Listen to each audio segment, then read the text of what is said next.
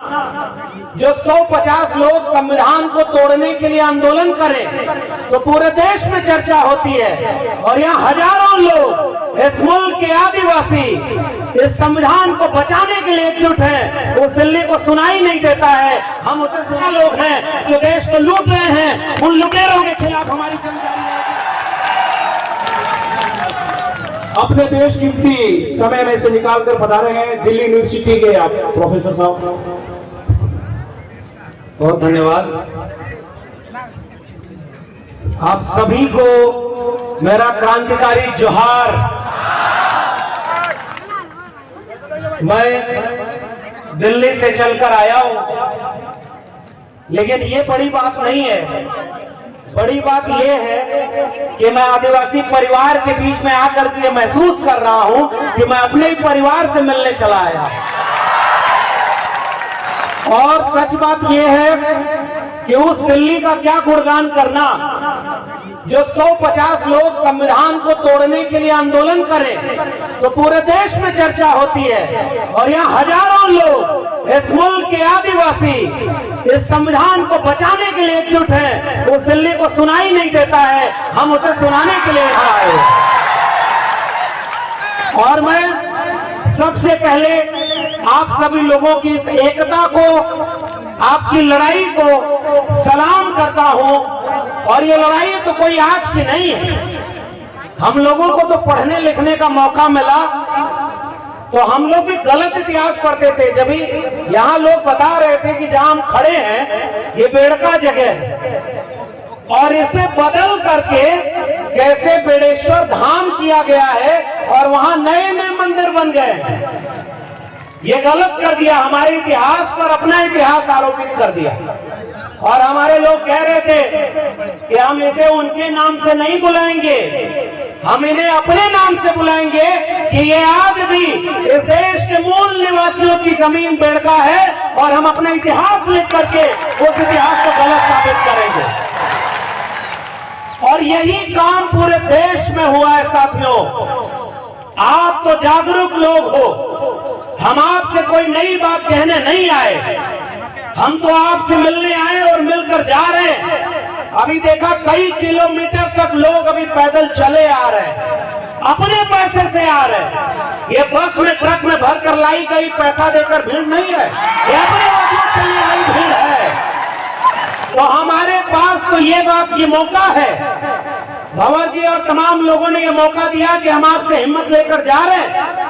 और जितने भी कोशिश हमारी है दिल्ली में खड़े होकर ये बात कहेंगे और लड़ेंगे कि संविधान विरोधी तमाम लोग यह बात आंख खोलकर देख लो कि इस मुल्क के SC, ST, OBC संविधान को मानने वाले भी एकजुट हो गए हैं और तुम्हें देश को बर्बाद नहीं करने देंगे।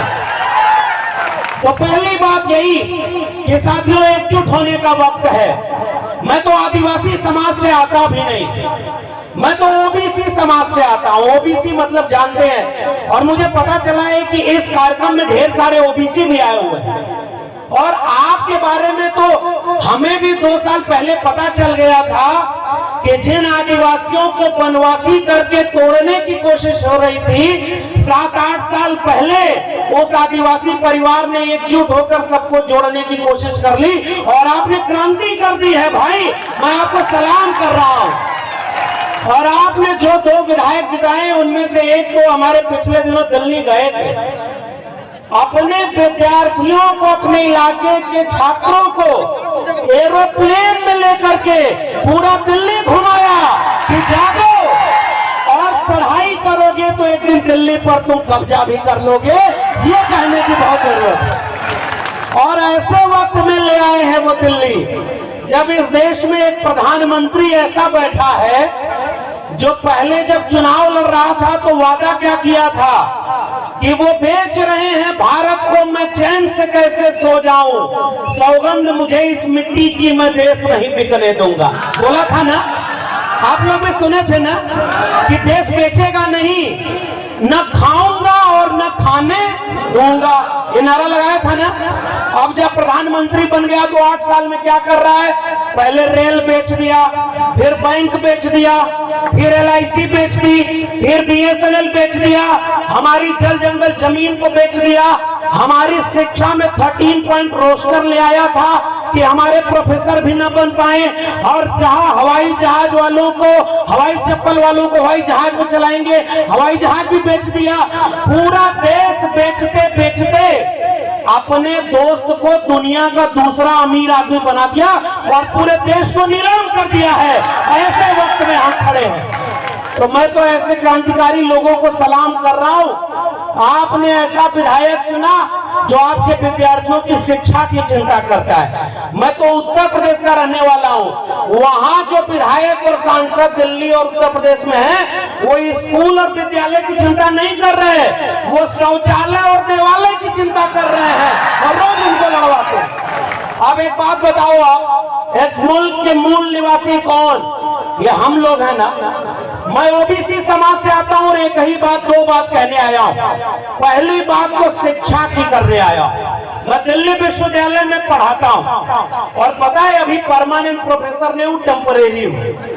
टेम्परेरी मतलब समझ रहे हैं? वो वाला टेम्परेरी नहीं जिसमें प्रधानमंत्री भी टेम्परेरी होता है, 5 साल बाद उसको चुनाव लड़ना हो। और वो ऐसे बन गया जैसे लग रहा है पूरा देश उन्हीं का है और देश बेच दो।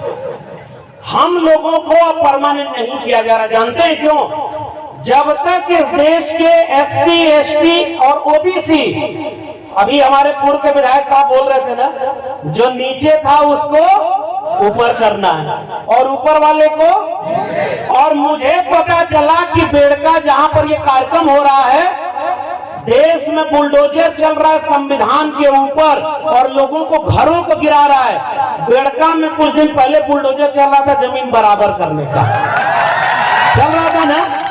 हम भारत के संविधान को आगे रखकर इस देश की जाति व्यवस्था, जिसमें कोई मुख से पैदा हुआ, कोई भुजाओं से पैदा हुआ और अपने को ऊपर रख करके देश को बर्बाद किया, हम इस देश के SC ST OBC आ जाओ संकल्प लें कि एक बराबर जमीन बनाएंगे और कोई बड़ा और कोई छोटा इस देश में नहीं होगा। भाई इस देश को बनाया हमने, इन बंजर जमीनों को उपजाऊ बनाया हमने, और हमारे पुरखों की तो तस्वीर लगी है साहब, बाबा साहब डॉक्टर अंबेडकर और बिरसा मुंडा, टंटिया मामा, जयपाल सिंह मुंडा, सिद्धू कानू, तिलका माझी, अगर ये न होते तो ये देश ऐसा कभी नहीं बनता। यह बात मैं आपसे कहने आया हूं कि हमारे पुरखों ने ये लड़ाई लड़ी और मैं पहली ही अपील आपसे कर रहा हूं साथियों, बहुत सारे लोग बोलने को हैं, इस देश के सबसे पुराने इलाकों में से एक, सबसे पुराने बाशिंदे आप हैं ना, और आपने इस मुल्क को बनाया है ना। तो एक बात बताइए, आपके बच्चों के भविष्य को अगर कोई बर्बाद कर रहा है तो आप उसे बर्बाद होते देखेंगे क्या? क्या अपने बच्चों के भविष्य को बर्बाद करने देंगे क्या?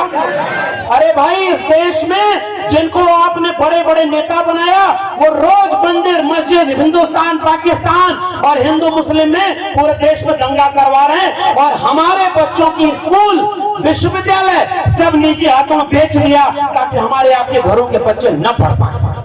इसलिए इस देश के मूल निवासी भाइयों, मैं आपसे एक अपील, एक गुजारिश करने आया हूं, भूखे रहना, प्यासे रहना, एक कपड़ा कम पहनना, आप घर में एक रोटी कम बनाना, लेकिन हाथ उठाकर बताओ, आप अपने बच्चों को पढ़ाओगे कि नहीं पढ़ाओगे? स्कूल भेजोगे कि नहीं भेजोगे? आप सब कुछ सह लेना, लेकिन अपने बच्चों को स्कूल भेजना। बाबा साहब डॉक्टर अंबेडकर ने एक बात कही थी, जिस दिन इस देश में मंदिर जाने वाली भीड़ स्कूल जाने लगेगी, उस दिन इस देश में क्रांति हो जाएगी और इस देश को कोई गुलाम नहीं बना पाएगा। पहनना, आप घर में एक रोटी कम बनाना, लेकिन हाथ उठाकर बताओ, आप अपने बच्चों को पढ़ाओगे कि नहीं पढ़ाओगे? स्कूल भेजोगे कि नहीं भेजोगे? आप सब कुछ सह लेना, लेकिन अपने बच्चों को स्कूल भेजना।